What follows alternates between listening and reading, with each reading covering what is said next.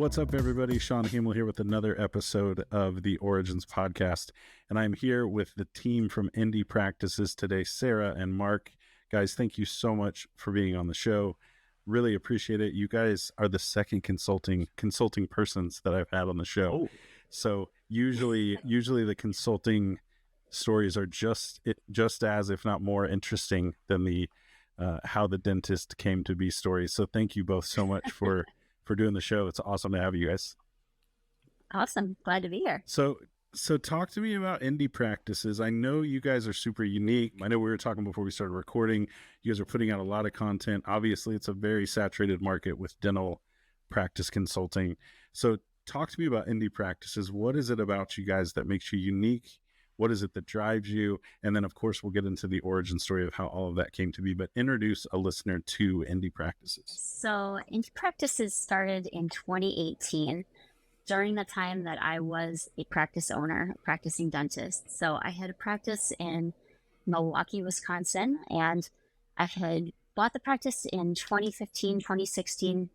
So I was a couple years into practicing, and the practice had gone really well. Everything had just taken off. So I bought this tiny, sleepy little practice that was just treading water, not going anywhere. So it was almost like doing a startup in a sense, because there was just the bare bones to work with. And so really getting started, I knew that a lot of work needed to be done to make the practice a success. And I just went at it with everything I had, listening to every podcast, every dental podcast that existed at the time, reading every leadership book, tons of CE, hiring coaches, consultants, the whole thing.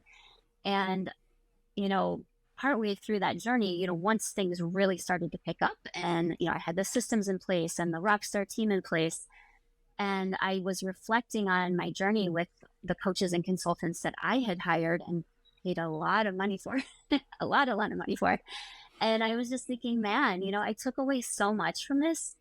And I love to mentor. I've been a part of the mentor program at Mark Ketterhagen. I've mentored a lot of young female dental students and, helped my colleagues out anytime I can through organized dentistry and other outlets. I love to help people grow. And I just thought, wow, it would be so great to take all this knowledge that I've been able to put together in these past years and translate that into helping other practice owners, because it's hard. It is not easy. And there's, like you said, so much information out there, some of which is great and some of which is not so great, and helping people filter through that. If it's on the internet, it's true. If it's on the internet, it's factual and true. YouTube doesn't lie. And and I love that you had this, I call it startish. Like I have a startish practice where it's not a startup, but it kind of is a startup, but it's not really a startup. And so I love that you have that experience and that's where you came from, because I meet so many doctors that like the content that's out there isn't geared towards them. It's like, well, I can kind of use this, but I have to tweak it. So I love that you're in that. We should coin that. We work with startish practices. So how did you get into dentistry? Like, did you always want to be a dentist growing up, or is this something like I've heard interesting stories from doctors on the show of what got them into dentistry? Yeah, I was not a traditional dental student in the sense. I was older than most of my classmates. I think I was the oldest person in my class, actually. I was one of the few people in my class who was already married when dental school started. So I had a little different dental school experience. And I came into it, I did not come straight out of undergrad. I had actually gone through, a decade of real life work experience by that point. So after college, so I had done a lot of customer service work. I had just worked in dozens and dozens of different jobs, including working as a chairside dental assistant myself. So I had this very different experience, very different real world experience coming into dental school than a lot of my classmates. And I think that served me really, really well. So I didn't always know that I wanted to be a dentist. In fact, I didn't really figure it out until I was almost 30. So I loved dental school. I had so much fun. A lot of my classmates would be so stressed out and like, man, this is better than waiting tables. I'll tell you that. It's funny. Like you get such life experience, like in the food industry. I did food industry for a little bit too. I hated it, but I did it. So I get to be in the club of food industry workers, but man, that's so crazy. So you didn't go to dental school till you were 30 or almost 30?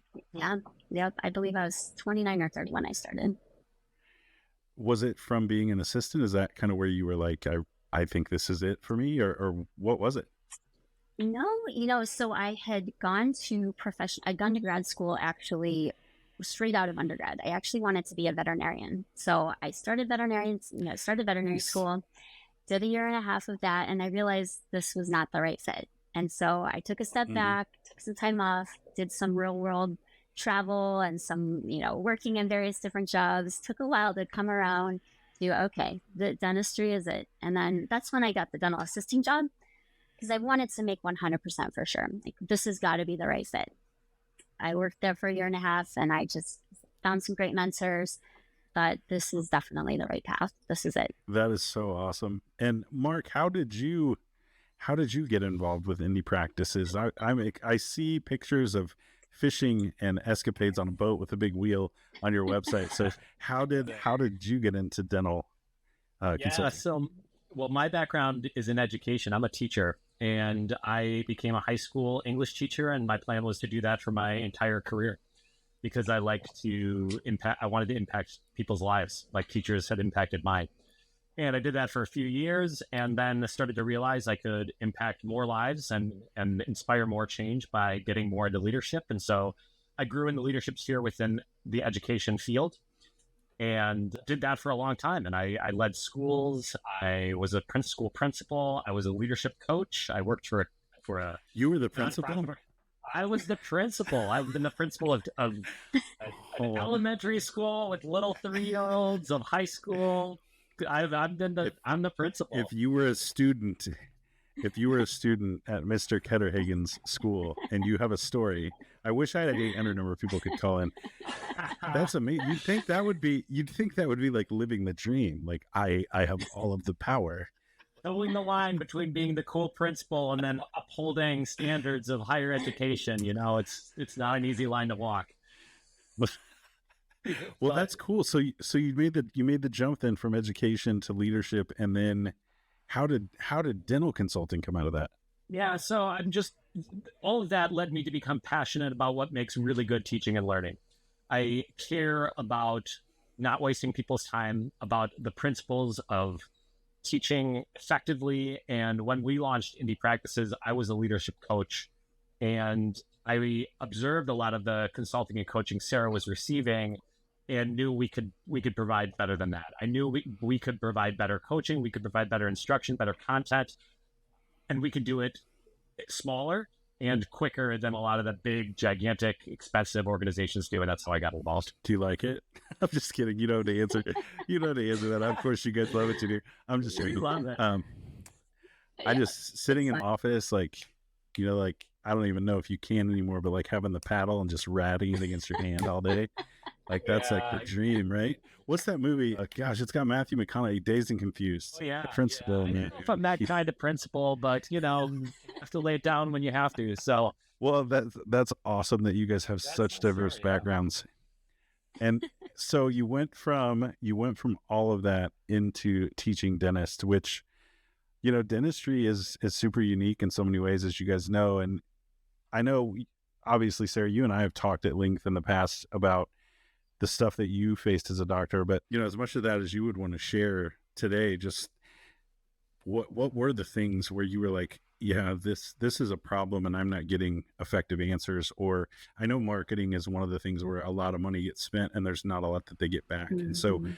um a scarlet letter of that one, as far as just being a dental marketer. Obviously we do things a bit differently here, but I know it's something that doctors go through. But really, what is it that you think, stepping in and making indie practices a thing? What were the biggest challenges that you faced that you felt like maybe you weren't getting the best help for, that indie practices, the problems that you really Mhm. want to solve? Yeah, I would think my experience as a practice owner was probably pretty typical of most doctors doing a startup or an acquisition, other than the fact that I had a lot of experience in customer service and I had a sense of the experience that I really wanted to provide that I think did give me a tremendous advantage. And having worked in dental offices before, it gave me a huge, tremendous advantage.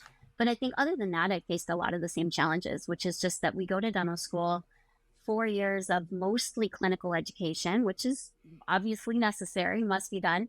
but there's so much to cram into those 4 years that there just isn't time to cover a lot of business knowledge, how to do HR stuff, how to be a leader. First and foremost, we get some training on communication and leadership, but it's minimal. So I realized, wow, this is definitely a DIY sort of situation where I'm going to have to take this on and learn myself and get the help that I need. And sometimes that means paying for the help that you need by hiring a coach or a consultant.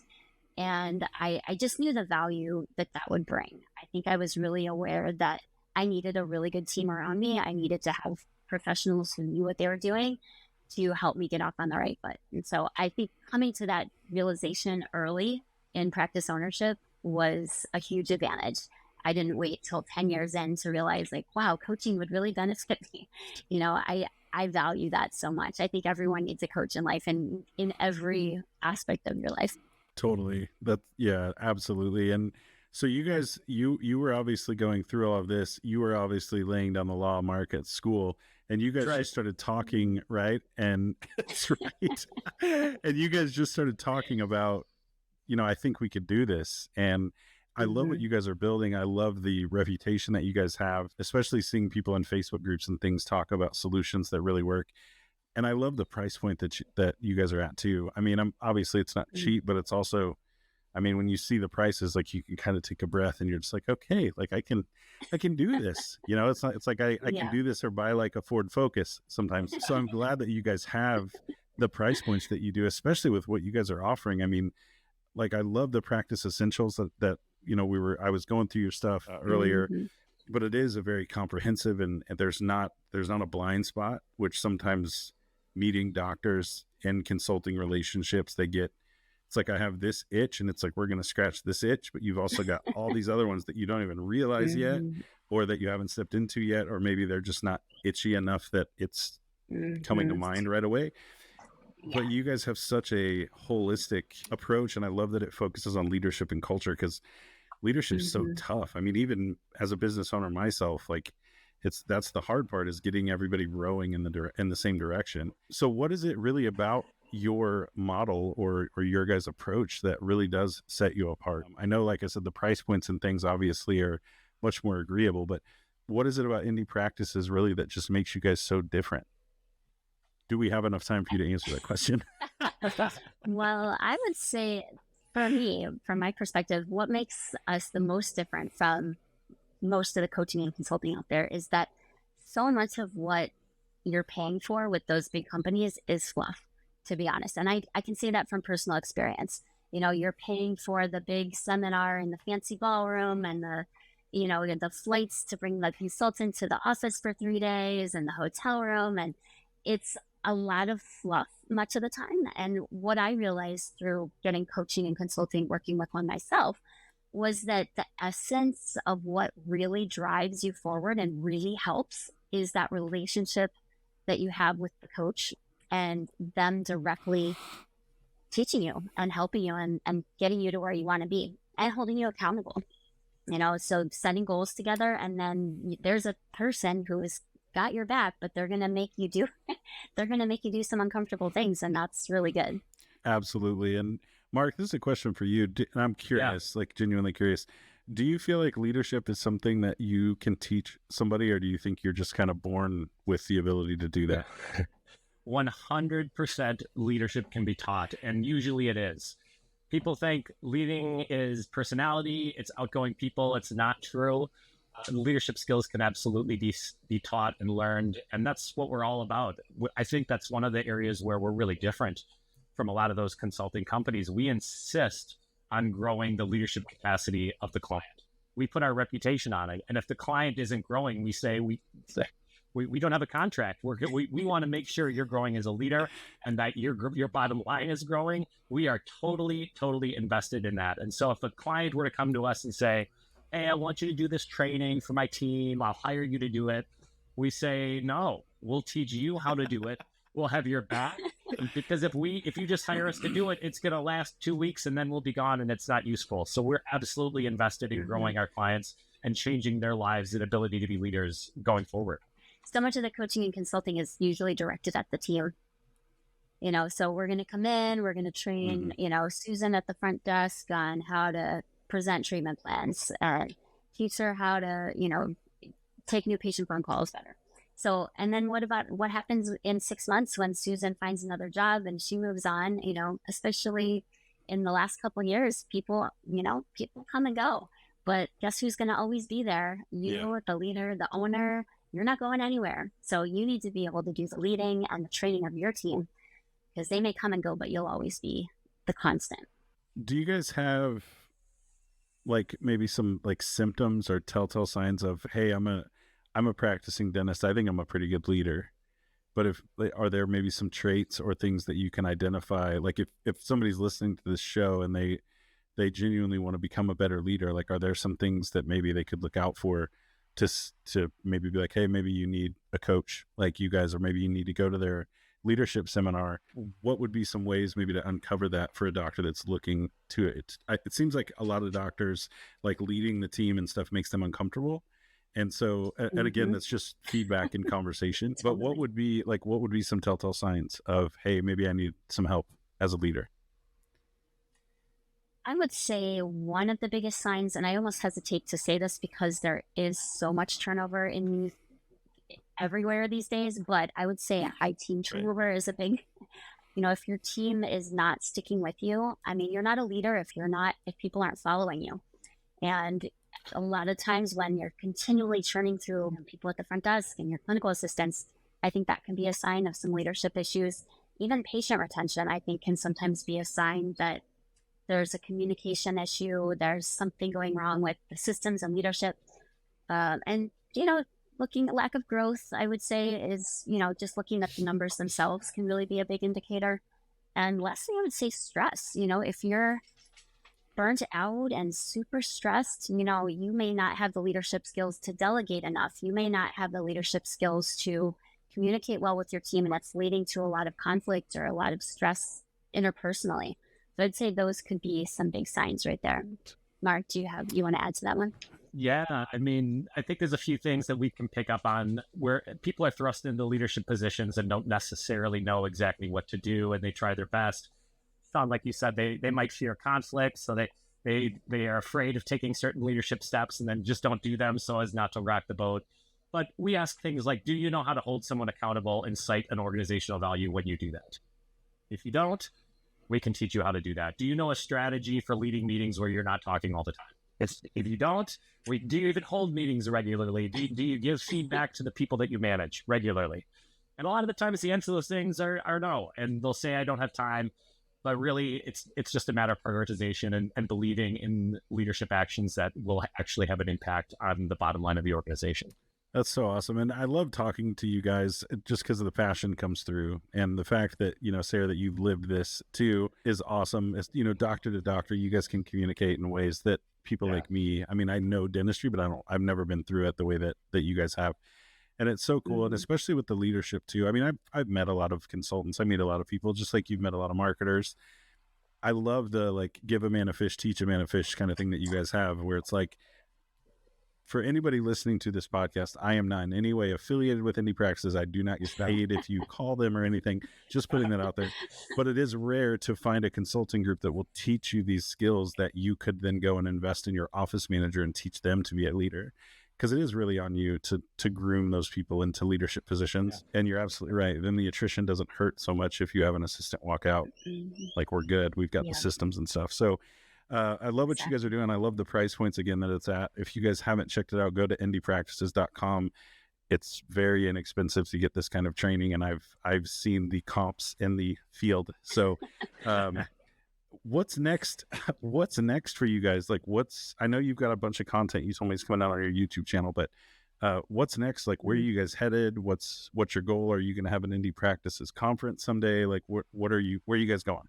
Yeah, one thing that we've really enjoyed recently is working with mid-level leaders. So in organizations that are kind of taking it from maybe a couple, maybe 2 practices, stepping it up to 3 to 4. I think that creates kind of a power vacuum or a organizational org chart issue where suddenly you don't have management in the middle trained and ready to be leaders. And so one thing that we are really excited about is helping those organizations that are kind of growing to that next stage figure out how to get those younger developing leaders on track and ready to go and ready to be effective, and understanding the organizational values and things like that. So is this something that people can get information on, or what's the best way to get a hold of you guys to get in the know? Do you guys have like an email list or anything where people can get updates? Obviously social media, go find Indie Practices on socials, but what's the best way if somebody's listening that they can? Because I know that point specifically, how do I go from 1 to 3, or how do me and my friend team up?